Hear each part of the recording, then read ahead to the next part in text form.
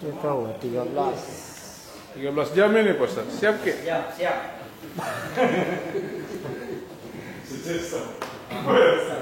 Ada kulkas. Siapkan kulkas buat jamaah.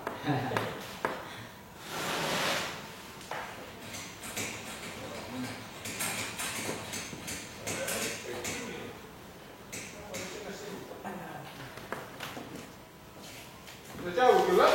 Apa itu lagi? Tidak. Memang tidak terpaksa ini.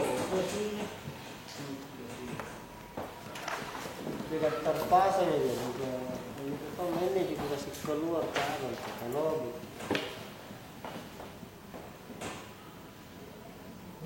Gini-gini bisa aja sih. Nambah satu pun. Bukan lah. Ini kabelnya nih. 3 kabel putus ke satu. Kalau itu kabel hitam kah? Boxnya putih begini. Dia teori itu ada nih.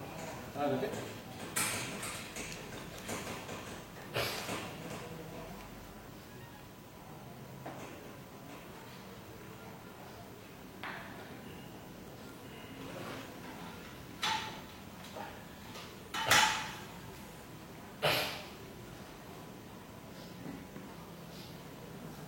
Baik, kita lanjutkan. Bismillahirrahmanirrahim. Assalamualaikum warahmatullahi wabarakatuh. Alhamdulillahirrahmanirrahim. Wassalatu wassalamu ala asrafil anbiya'i wal mursalin wa ala alihi washabihi ajma'in. Kembali kita yang intinya bersyukur kepada Allah atas segala nikmat, karunia dan rahmatnya kepada kita sekalian, sehingga kita dapat berkumpul kembali di tempat ini dalam rangka melanjutkan kajian kita membahas firman Allah dalam Al-Quran untuk dijadikan petunjuk dalam kehidupan sehari kita. Salawat dan salam semoga tercurah kepada junjungan Nabi Muhammad SAW.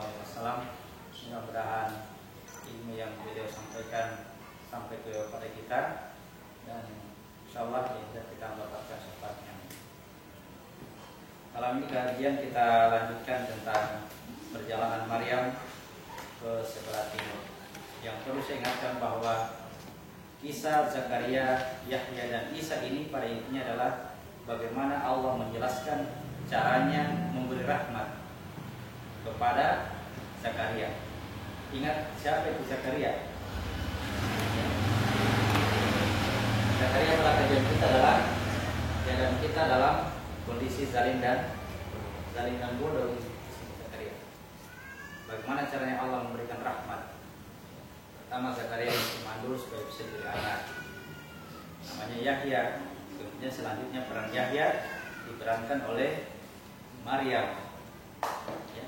Peran Yahya tadi sebagai laki-laki karena dia diperbandingkan dengan jasad. Jadi Yahya bermakna laki-laki, dia adalah jiwa.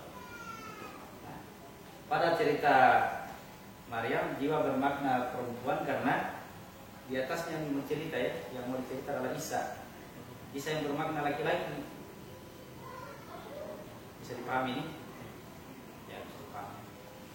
Dia adalah laki-laki, ya. Jiwa adalah wadahnya, makanya dia bermakna wanita. Dicerita melalui kisah Maryam.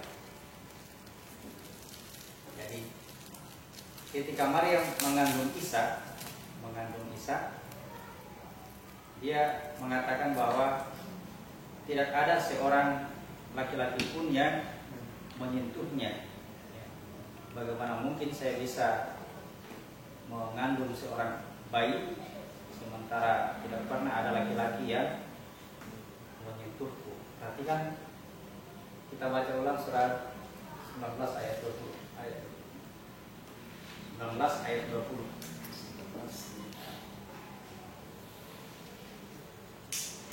Maryam berkata, bagaimana mungkin aku mempunyai anak laki-laki, padahal tidak pernah ada orang laki-laki menyentuhku dan aku bukan seorang pezina. Ya. Bukan melakukannya dengan cara sembunyi-sembunyi sehingga apa ini dibahasakan dia seorang pezina. Tidak sama sekali, tidak pernah disentuh oleh laki-laki. Perhatikan, Maryam bergerak ke arah timur. Dari makamnya Zakaria, dia naik ke atas menuju ke sebelah timur, lalu dia membuat hijab di sini, membuat hijab dari manusia, membuat tabir penghalang, pada manusia tidak kelihatan, tetapi dia membuka tabir bagi kegaiban. Paham ini? Dia menutup diri, membuat hijab penghalang sehingga tidak kelihatan oleh manusia, tetapi akibat tadi membuat tabir sehingga membuka tabir bagi kegaiban, bagi hal yang gaib, sehingga dia melihat Jibril dalam sosok sebagai laki-laki yang sempurna. Ya, lain ceritanya dengan Adam. Berarti kan di sini ada pohon,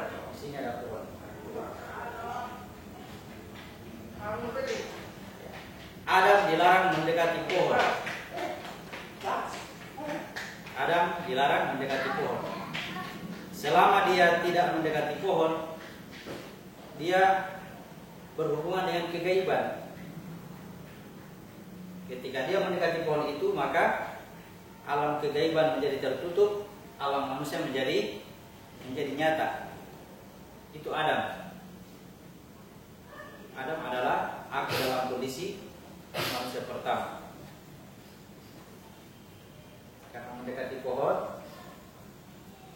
menjadikan dia tertutup bagi alam kegaiban dan buka bagi manusia. Sedangkan Maryam kebalikannya, karena dia bergerak ke sebelah timur, lalu dia membuat hijab di sini, menjadikan dia gaib terhadap manusia, gaib tidak kelihatan oleh manusia, tapi terbuka tabir untuk melihat kegaiban.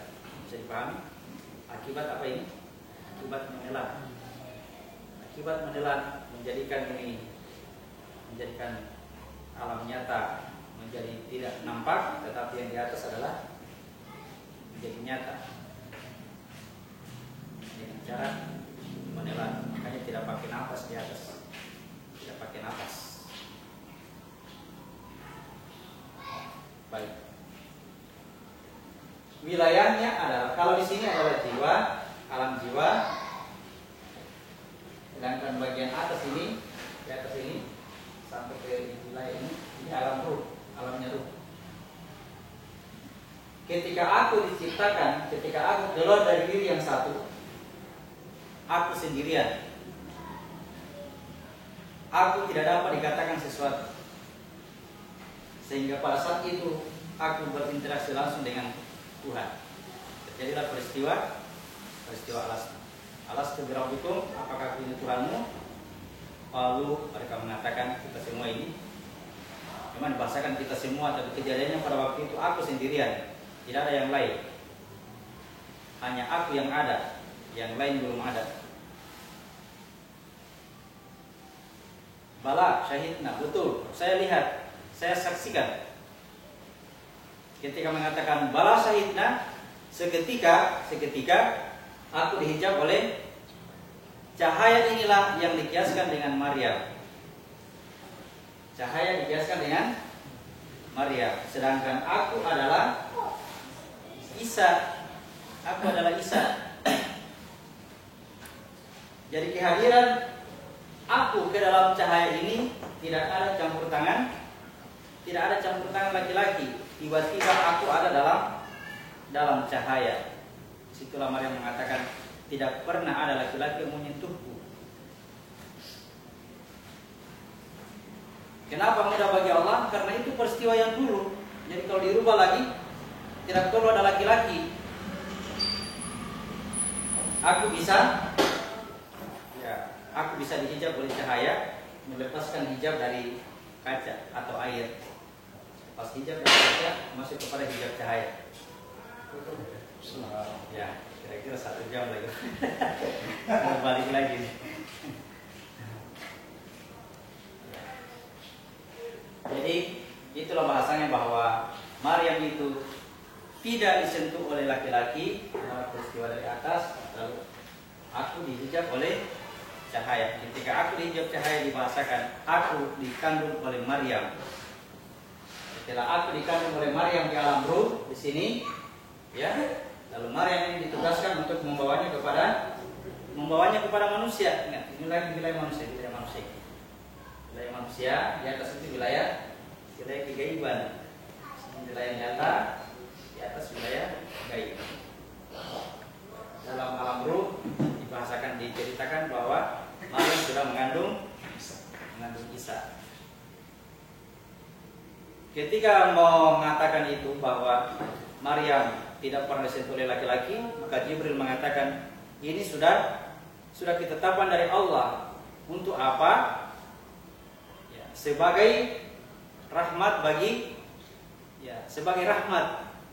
Artinya cara Allah memberi rahmat kepada Zakaria ini harus melalui proses itu. Harus ada peristiwa naik dari alam tubuh masuk ke alam jiwa, baru masuk ke sini ke alam ruh, baru bisa diberi rahmat oleh Tuhan.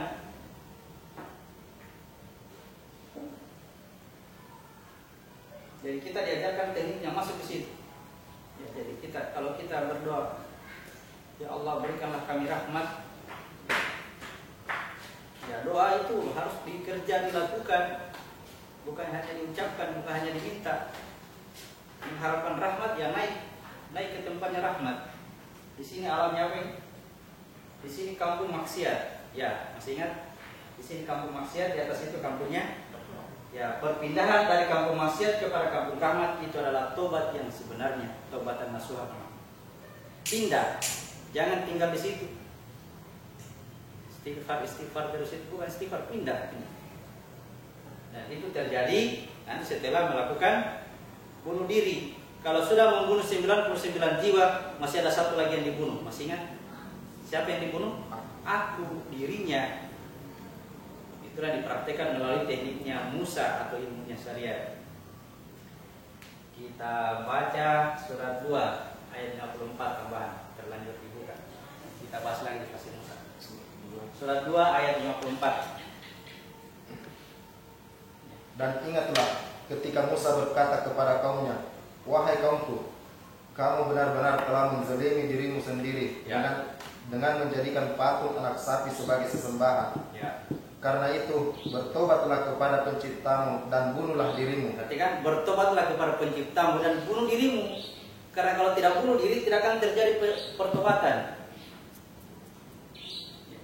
Kita sudah membunuh 90, membunuh 99, bunuh lagi yang satu itu. Itulah dirimu, bunuh itu yang satu itu. Nanti sudah terjadi pembunuhan yang satu ini, baru terjadi pindah kampung. Nanti sudah membunuh yang ke-100, baru bisa bertemu guru, mursyid. Guru itu, guru yang asli itu di situ. Itulah yang mengajarkan manusia tentang kitab, tentang hikmah. Itulah guru yang sebenarnya. Setelah membunuh yang ke-100. Kalau di dalam bahasanya Nabi Daud, pemilik 99 ekor kambing dengan pemilik yang satu kambing. Yang satu kambing ini harus serahkan kepada pemilik 99. Siapa pemilik 99? Allah yang punya 99. Kita hanya punya satu. Yang satu inilah yang di bahasa-bahasa tarekat dikatakan inilah nama yang dirahasiakan. Barang siapa yang menemukan nama yang satu ini, itulah pintu masuk baginya. Kalau di buku yang Pak Haji munculkan kemarin langsung nama yang satu itu ada pada hambaku. Siapa itu? Ada namanya Pak Jafar. Itulah aku yang mau dimatikan. Kenapa dirahasiakan? Karena masing-masing punya nama yang seperti itu. Dipanggil dengan nama yang itu sih nama dunia ya. Jafar, Laam, itu nama dunia. Kalau nama yang asli ya ini adalah panggilan. Siapa yang naik ke situ tunggu panggilan. Panggilan yang melekat pada nama kita itu biasanya adalah salah satu dari Asmaul Husna yang betul-betul menjadi teraplikasi dalam keseharian tanpa kita sengaja. Tiba-tiba dipanggil Abdurrahman, hamba yang selalu memberi. Abdurrahim, hamba yang selalu menyayang. Itu dibahasakan, berikan nama anakmu itu dengan nama-nama yang baik. Asmaul Husna itu tadi nama yang baik, ya. Berikan nama yang baik. Karena apa? Karena di akhirat akan dipanggil dengan nama itu. Maka disebutlah anak yang lahir itu, ya ada yang sebut Abdurrahman, Abdurrahim. Tiba-tiba tidak sifatnya tidak sesuai dengan namanya. Ya, bukan pemberian nama begini ya. Kita sendiri yang kasih nama diri kita. Yang suka membuat, kan itu sebagai hamba yang suka membuat, yang suka menyayangi, yang suka menolong, yang suka memberi. Itulah nama kita yang terbaik. Kita kasih nama diri kita dengan itu, sesuai dengan kemampuan masing-masing, sesuai dengan kelebihan yang ada pada diri masing-masing. Jadi tugas memberi nama anak itu adalah bukan kita ini orang tua, ibu bapak, suami istri, lahir anak kita kasih nama yang baik. Itu contoh, bukan itu aplikasinya, itu hanya contoh syariat. Yang dimaksud dengan anak itu adalah ini, masih ingat? Inilah anak yang dimaksud. Ini bapaknya Zakaria. Ini namanya Yahya. Kenapa disebut Yahya? Ini yang menghidupkan, dari bahasa haya. Yahya menghidupkan. Ini barang mati. Ya. Ini barang mati kalau tidak ada ini ya, patung berjalan. Patung kalau bisa berjalan, kalau keluar di sini sudah patung asli.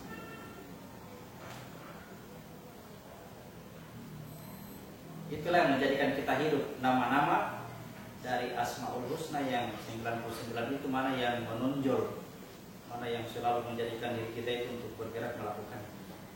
Itulah kita punya nama nanti di akhirat. Ya, dengan catatan jangan sebut-sebut diri itu nama. Jangan sebut-sebut diri yang maksudnya, saya selalu memberi, saya selalu menolong. Sebut-sebut diri bang, tahap itu nama. Diganti nama dengan namanya Dajjal. Siapa itu namanya Dajjal? Katanya ditulis di dahinya kafir. Bukan tertulis bahasa Arab kafir, tidak. Predikatnya orang ini selalu mengingkari nama Tuhan, menempelkan nama Tuhan kepada dirinya.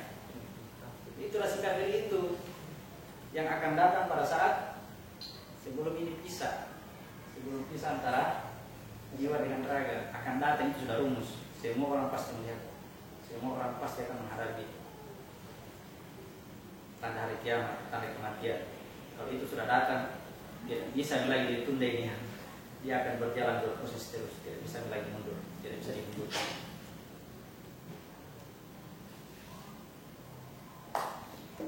Jadi, ya kita baca ayat 21. Ayat 21.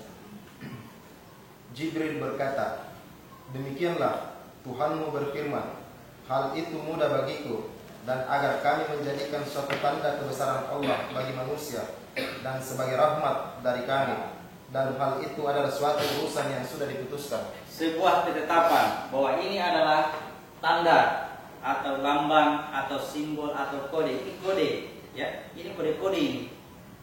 Kode-kode dari Tuhan. Ya. Maryam ini melahirkan tanpa sentuhan laki-laki. Karena apa? Karena dia berani ke sebelah timur, berani ke sana. Ya, kalau berani ke sana, siap-siap dia akan datang untuk memberi rahmat. Jadi rahmat itu jatuhnya di sebelah timur. Ya, dan di kampungnya ini masih kampung yang selalu tempat berperang terus di sini. Wilayah berperang, wilayah Palestina tidak akan damai sampai hari kiamat. Kalau di atas kampungnya rahmat. Rasulullah datang sebagai rahmatan lil alamin, seluruhnya dia, seluruh manusia.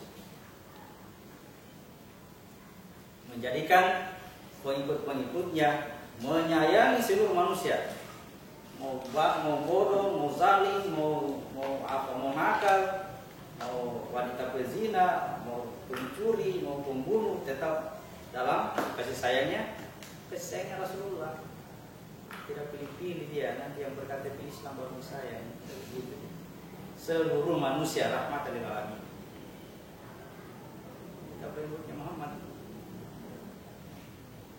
Memang dia dari satu, dari diri yang satu, harus menyatu dulu semua manusia. Karena kapan ada salah satu yang dibencinya, Muhammad tidak akan menjadi insan kamil, insan kamil, sempurna tanpa cacat. Kalau ada satu yang dibencinya, pasti ada yang cacat. Karena yang dia benci adalah dirinya sendiri, satu diri manusia ini. Ada yang dibenci, pasti ada salah satu yang ini yang akan cacat, entah yang mana. Syukur-syukur kalau yang cacatnya sedikit, hisabnya mudah, ya. Kita merasakan penderitaan, ya sedikitlah. Tapi kalau cacatnya banyak, sudah terlahir buta, banyak penyakit, ya kaki pada bocor-bocor, banyak bisulnya, disentuh sedikit saja. Ada orang menyentuh kita karena sayangnya disentuh. Ternyata dia pikul, yang dia pukul itu bisul. Padahal itu kan pukulan kasih sayang, kena bisul, sakit. Kalau ini badan penuh luka, itu hujan sebenarnya hujan itu juga hujan rahmat, kasih sayang. Tapi kalau kena luka, menderita. Ada makanan yang enak-enak, itu makanan untuk dinikmati. Tapi kalau lidah sariawan, silakan makan. Ini lidah penuh dengan luka-luka, seperti kita menelan bumi. Pernah rasakan? Yang tidak pernah sariawan kapan? Sariawan itu pelajaran juga. Tidak bisa masuk makanan enak. Seperti itulah nanti kalau kita dibangkitkan dalam keadaan cacat, ya, banyak luka. Oke, itulah sebagai rahmat bagi semesta alam, bagi seluruh manusia. Tadi ingat, kehadirannya Maryam ke sebelah timur adalah kehadiran Maryam ke sebelah timur, lalu dia mengandung Isa tanpa sentuhan laki-laki, itulah sebagai tanda ayat dari Tuhan dan sebagai rahmat bagi manusia. Tidak perlu diheboh-hebohkan itu. Maryam itu hamil tanpa suami, itu kebesaran Tuhan. Kebesaran Tuhan itu bukan itu. Kebesaran Tuhan itu banyak, ya. Jangan begini karena kebesaran Tuhan. Jangan nanti terbang-terbang baru bilang kebesaran Tuhan.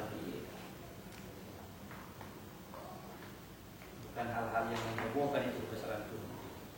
Kita bangun tidur itu buka mata itu kebesaran Tuhan. Bangun dari tidur, jalan sampai ke kantor, mulai dari bangun tidur sampai ke kantor itu atas pertolongan Tuhan.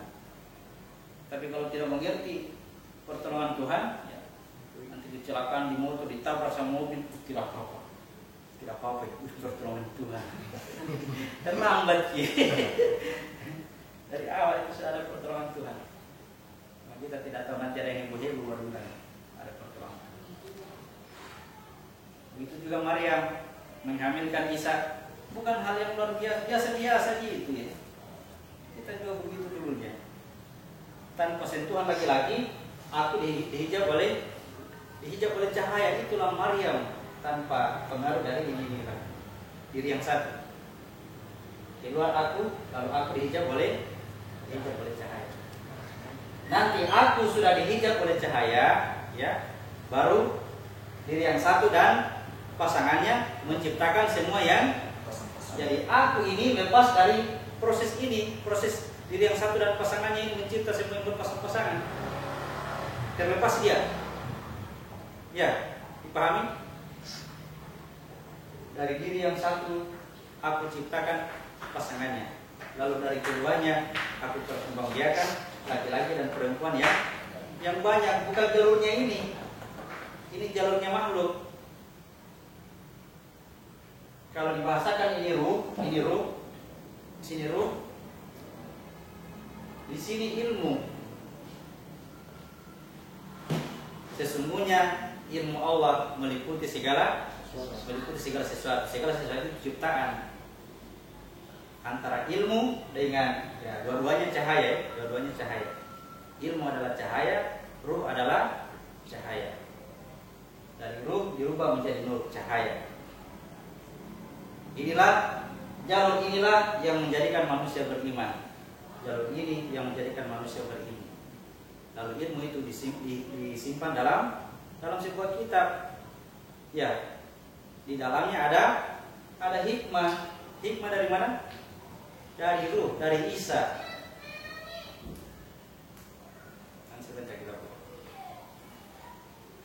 Hanya saya kasih dulu gambaran bahwa ini jalurnya ilmu pengetahuan, ini jalurnya ruh. Di sini zalim dan bodoh. Kenapa zalim? Tidak ada ruh. Atau ruhnya kalah, ya. Ruhnya tetap ada, ruhnya kalah. Kenapa bodoh? Jahil, zaluman, jahulan itu jahil, bodoh. Karena tiada ilmu. Dan tiada ilmu dan iman baru bisa diangkat derajatnya. Allah mengangkat yarfa'illahu alladziina aamanu minkum walladziina utul ilma darajat. Allah mengangkat derajat kamu di antara kamu yang berilmu dan beriman beberapa derajat. Oke. Baik, ayat 22. Ayat 19 ayat 22. Maka dia Maryam mengandung, lalu dia mengasingkan diri dengan kandungannya itu ke tempat yang jauh. Ya, tadi bergerak dari atas, bergerak dari bawah naik ke atas. Setelah mengandung Isa, dia mulai lagi mengasingkan diri. Dia lagi menjauhi ini ya, menjauhi kegaiban. Awalnya dia menjauhkan diri dari manusia, membuat sebuah tabir, akhirnya masuk ke alam gaib. Setelah dia mengandung Isa, dia kembali lagi ke sini, menjauh. Akhirnya ada perintah di situ, ya. Jangan kamu khawatir, dekati pohon itu. Ada pohon disiapkan. Ya, kembali lagi ke bawah ya. Ada pohon disiapkan. Ayat 23. Ayat 23. Kemudian rasa sakit akan melahirkan, memaksanya bersandar pada pangkal pohon kurma. Rasa sakit akan melahirkan Isa. Isa ini melahirkan Isa itu artinya Isa menjadikan jadi nyata. Isa itu ruh ini gaib, ya. Tidak ditahu seperti apa. Ruh ini mau dinyatakan. Rasa sakit untuk menyatakan Isa inilah memaksa dia untuk mendekati pohon. Ya, ini yang saya sebut kemarin. Mendekati pohon itu ada bermacam-macam. Yang pertama kepada manusia ada namanya syarat terima amanah. Begitu manusia terima amanah, akhirnya dia zalim dan bodoh. Yang kedua terjadi pada Yahya. Bagaimana dengan Yahya? Diperintahkan untuk ambillah kitab itu. Ambillah kitab itu. Sesungguhnya Yahya sudah diberi hikmah sejak jadi hikmah dulu baru dia ada, kemudian suruh ambil kitabnya, kerjasatnya. Ya, ini yang ketiga, Maryam rasa sakit yang menjadikan dia, memaksa dia untuk mendekati. Rasa sakit itu artinya ketidakberdayaan, tidak ada dayanya. Ini Tuhan mau ciptakan khalifah di muka bumi, ya. Seandainya kita tahu ini bilang berbahaya nih kalau dekati ini, tolak, saya tidak mau tolak. Tapi tidak berdaya, ya. Lawan itu Tuhan. Tuhan mau menciptakan khalifah di muka bumi, semua atas proses kerjanya dia. Makanya dia sangat muliakan orang-orang yang ada di sini, ya. Dia sangat agungkan orang-orang yang berada di sini, lebih daripada umat-umat yang sealam dengan jin, yang sealam dengan malaikat, ini lebih tinggi. Disebut dengan Bani Israil.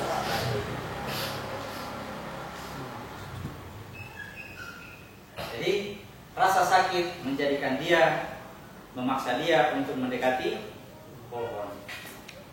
Ketidakberdayaan. Kalau Nabi Adam dilarang, Adam jangan mendekati pohon itu. Tapi kan Adam melanggar. Kenapa melanggar? Rasa sakit, tidak berdaya, memaksa dia untuk mendekati. Paham maksudnya? Jadi cerita Adam mendekati pohon sama dengan Maryam mendekati pohon. Oke.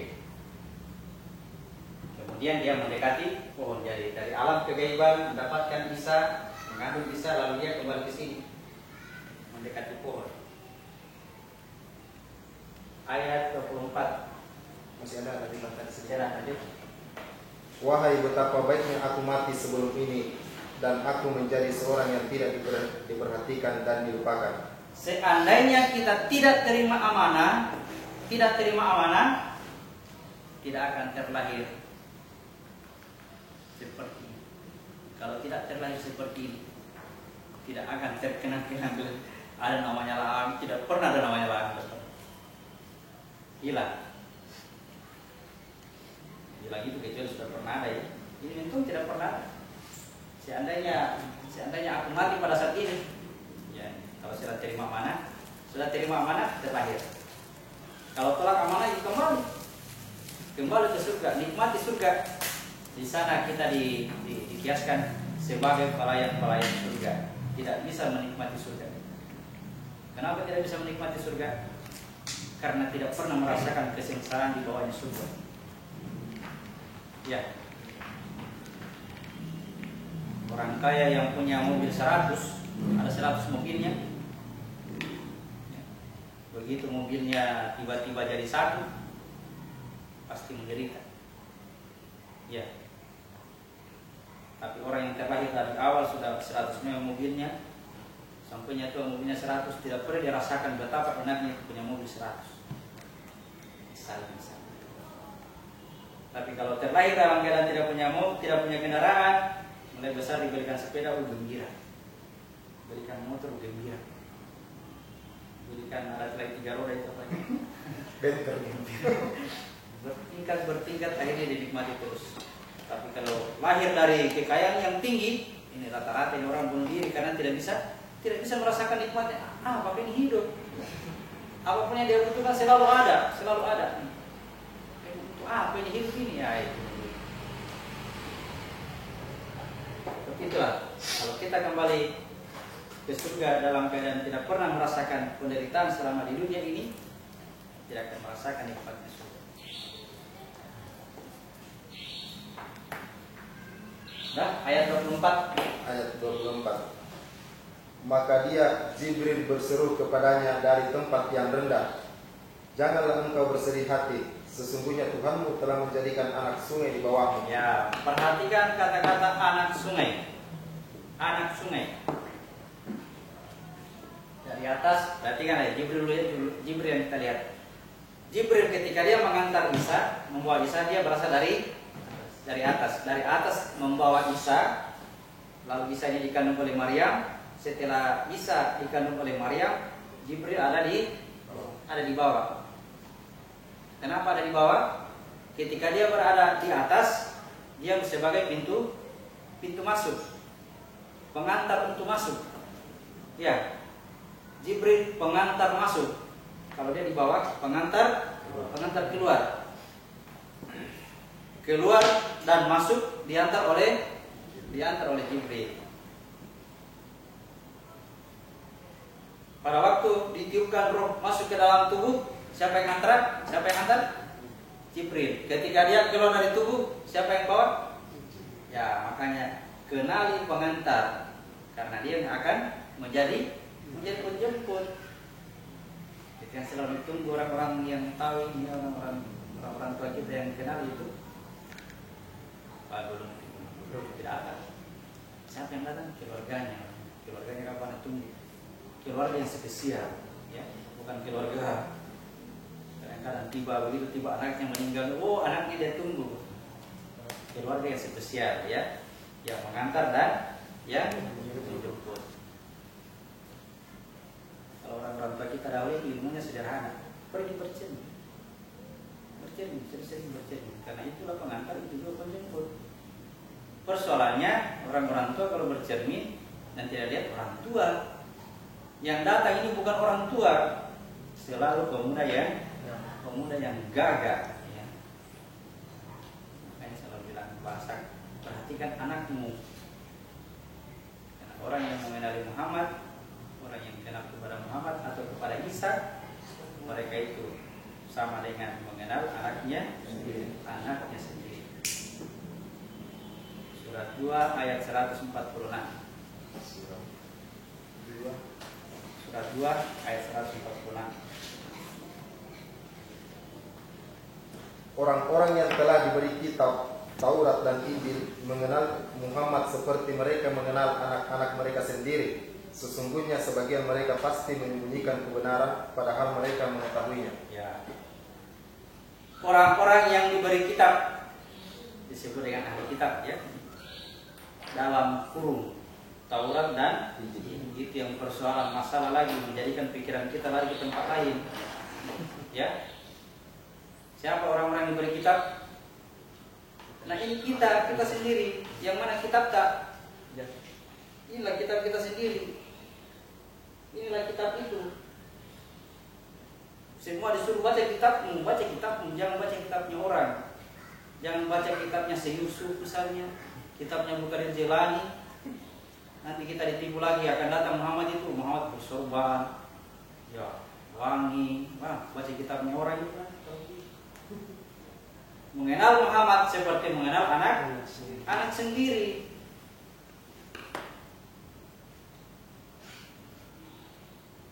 Jadi Muhammad itu tidak bisa digambar, ya, tidak bisa difoto. Kenapa bisa demikian? Kalau ada yang berhasil menggambarnya, yang lain pasti protes. Tidak begitu Muhammad.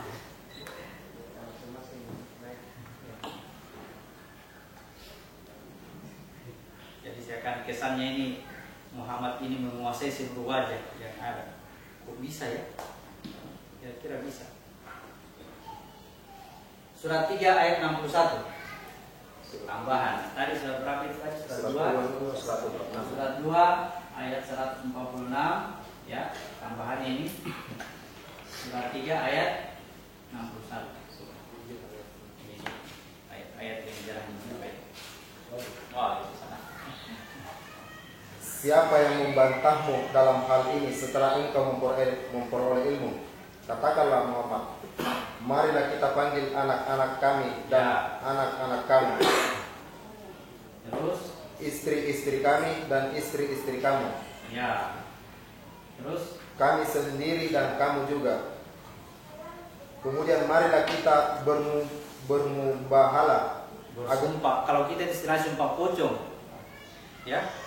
Kemudian marilah kita bermubahalah agar laknat Allah ditimpa kepada orang-orang yang dusta. Siapa yang berdusta kena laknat, sumpah pocong.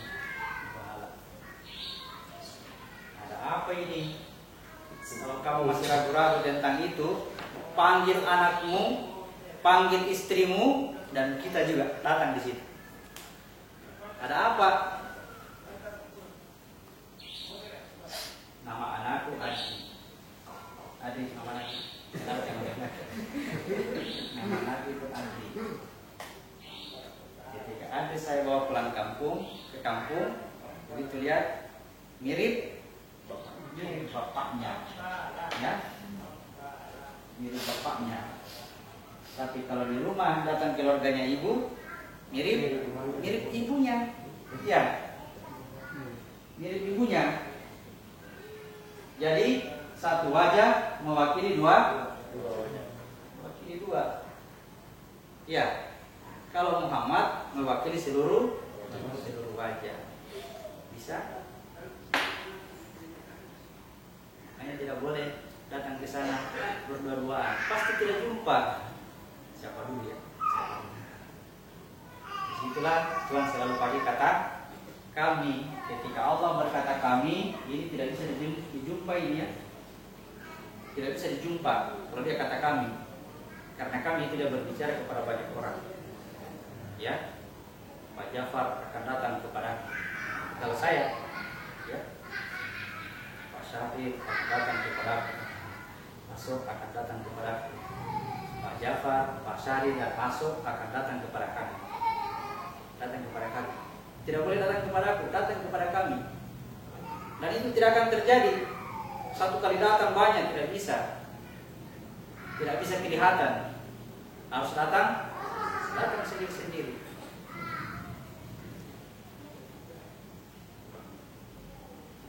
Bisa? Paham? Kata kami bagi Allah. Kata kami sudah ada juga. Kalau di atas selalu menggunakan kata aku. Kalau sudah ada di bawah pasti kata kami. Karena sudah terurai, terbagi.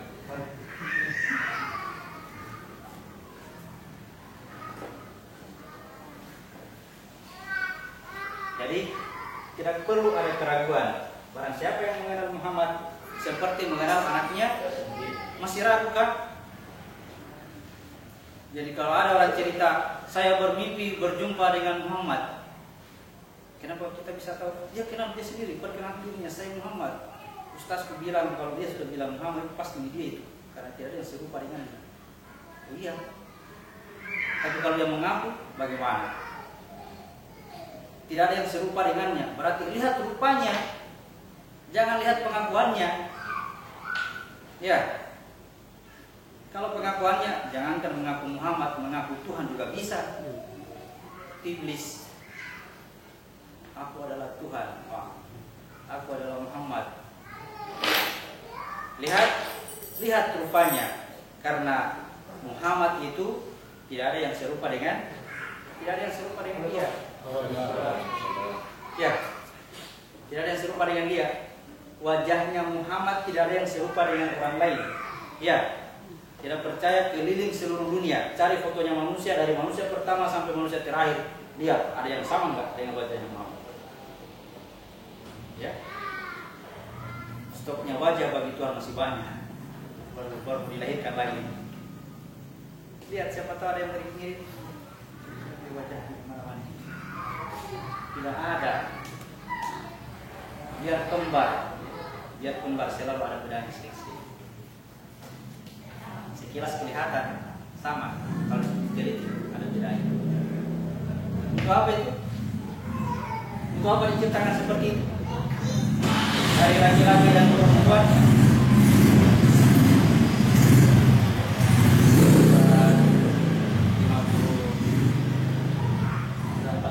Ayat 13.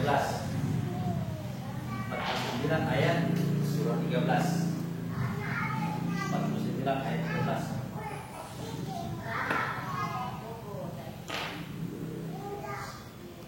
Wahai manusia, sungguh telah kami menciptakan kamu dari seorang laki-laki dan seorang perempuan. Titik dulu. Apa yang dimaksud aku ciptakan kamu dari laki-laki dan perempuan?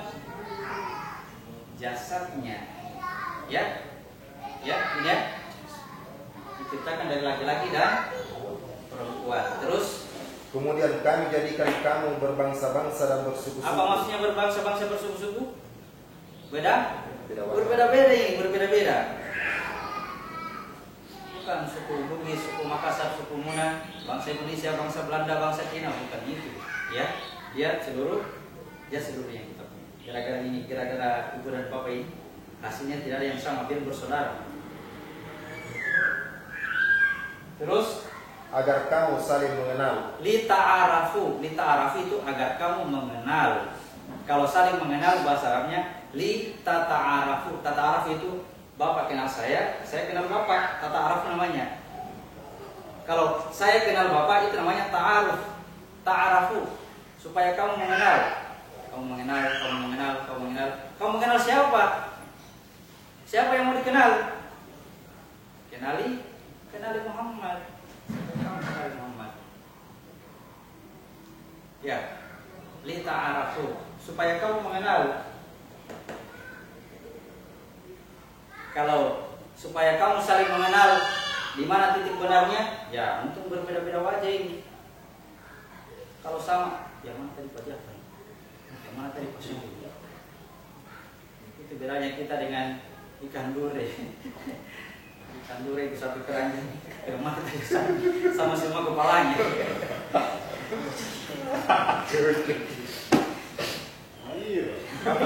Kapan tangkap ikan ini, Pak? Sama semua kepalanya. Nanti kalau dikumpul satu kali, yang mana tadi kan yang saya tangkap itu? Terus kami tidak bedakan, kepalanya sama.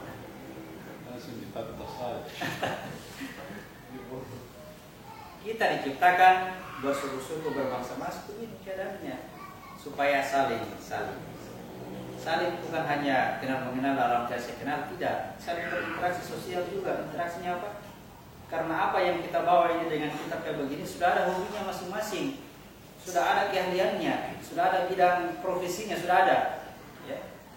Ada yang jadi petani, ada jadi nelayan, ada jadi pedagang, mesti saling berhubungan ini.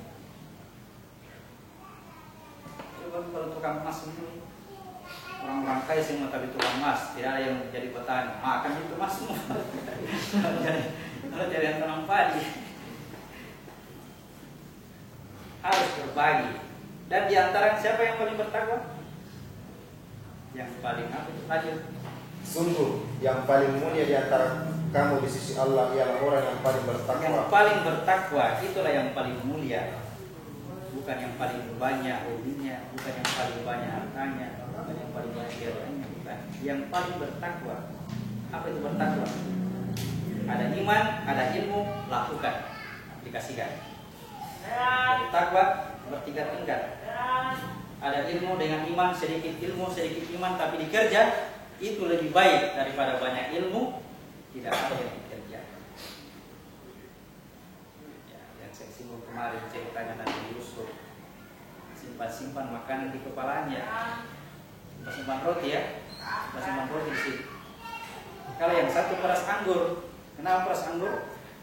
Untuk diminumkan kepada tuannya, diminumkan kepada tuannya. Ya, kalau simpan di sini, simpan di kepala, ya, paling dipakai bertanding. Sudah berapa ini? Sudah berapa ini? Apa yang bicara walau ilmunya sedikit, Nah, tahu ini ilmunya sedikit.